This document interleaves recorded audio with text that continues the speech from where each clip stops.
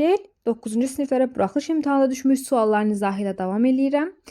X verilib, Y verilib. Baxın, bizdən bu ifadəni soruşurlar.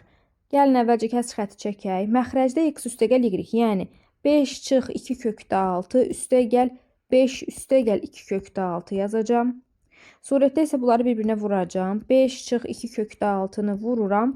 5 üstəgəl 2 kökdə 6-ya. Məxrəcdə 2 kökdə 6-lar islah olunacaq. Qalacaq burada 5 üstəgəl 5 10. Surətdə isə müxtəsər vurma düsturuna bənzəyir. A çıx B, A üstəgəl B, yəni olacaq A kvadrat, yəni 5-in kvadratı çıxılsın 2 kökdə 6-nın kvadratı. Bərabərdir. 5-in kvadratı 25, 2 kökdə 6-nın kvadratı 24 eləyər, 2-nin kvadratı 4, kökdə 6-nın kvadratı 6. Bölünsün 10. Bu da eləyər 10-da 1, yəni cavab 0,1 olacaq.